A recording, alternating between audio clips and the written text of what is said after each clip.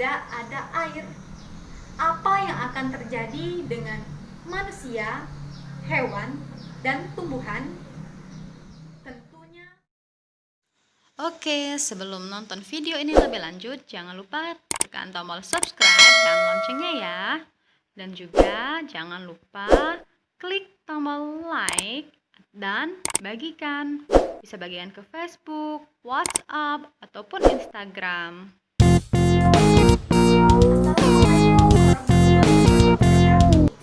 Halo sahabat sains dimanapun berada, apa kabarnya? Semoga kita selalu sehat dan tetap semangat untuk melaksanakan pembelajaran. Pada video kali ini, kita akan membahas materi IPA kelas 7 semester 2, yaitu materi tentang ekosistem. Yang akan kita bahas yaitu ada 3 poin. Yang pertama, tentang pengertian ekosistem.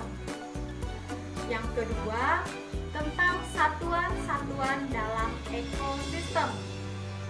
Dan yang ketiga, yaitu tentang komponen-komponen yang ada di dalam ekosistem. Seperti apa penjelasannya? Simak terus videonya. Baik, yang pertama yaitu tentang pengertian ekosistem. Ekosistem adalah hubungan saling mempengaruhi antara makhluk hidup dengan lingkungannya. Sebagai contoh, coba kita bayangkan jika di bumi ini tidak ada air, apa yang akan terjadi dengan manusia, hewan, dan tumbuhan? Tentunya ketiga makhluk hidup ini akan terganggu, bahkan bisa saja punah, karena air sangat berpengaruh bagi kehidupan. Yang kedua yang akan kita bahas yaitu tentang satuan-satuan dalam ekosistem. Satuan dalam ekosistem adalah yang pertama individu, kedua populasi, ketiga komunitas, dan keempat biosfer. Mari kita bahas satu persatu. Yang pertama, individu. Individu berasal dari bahasa Latin, yaitu in yang artinya tidak dan videus yang artinya dapat dibagi. Jadi bisa kita simpulkan bahwa individu adalah makhluk hidup yang tidak bisa dibagi. Contohnya, seorang manusia, seekor kucing, dan lain sebagainya. Yang kedua yaitu populasi. Populasi juga berasal dari bahasa Latin, yaitu populus, yang artinya kumpulan makhluk hidup pada suatu daerah.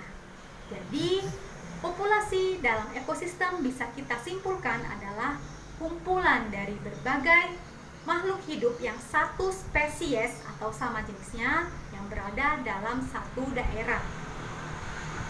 Yang ketiga yaitu komunitas.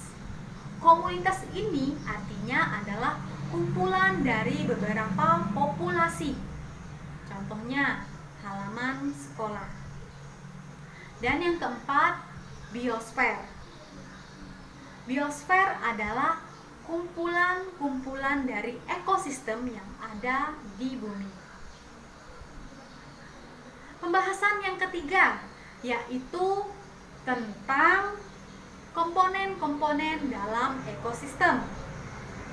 Komponen-komponen dalam ekosistem ini terbagi menjadi dua. Yang pertama, komponen biotik, dan yang kedua, komponen abiotik. Komponen biotik adalah komponen yang berasal dari makhluk hidup. Contohnya, manusia, hewan, dan tumbuhan. Nah, komponen biotik ini dibagi menjadi 3 kelompok, yaitu ada produsen, konsumen, dan dekomposer.